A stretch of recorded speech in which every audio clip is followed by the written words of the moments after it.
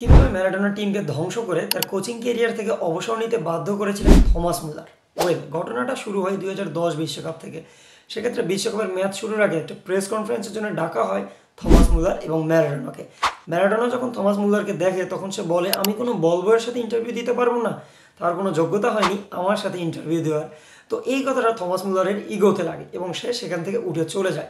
পরবর্তীতে ম্যারাডোনা বলে যে আমি তো জানি না সে কোনো খেলোয়াড়, তার নাম তো কোনোদিন আমি শুনিনি। তো তার নাম যাতে চিরদিন মনে রাখে ম্যারাডোনা, সেই কাজটি করে থমাস মুলার যখন 2010 বিশ্বকাপে আর্জেন্টিনা এবং জার্মানি মুখোমুখি হয়। এই ম্যাচে ম্যারাডোনার টিমকে 4-0 গোলে হারিয়ে দেয় জার্মানি। সেক্ষেত্রে প্রথম গোলটি করে থমাস মুলার এবং অট্টহাসিতে মেতে ওঠে এবং তার সেলিব্রেশন থেকে বোঝাই যাচ্ছিল সে যেন ম্যারাডোনাকে তার যোগ্য জবাবটা দিয়ে দিয়েছে।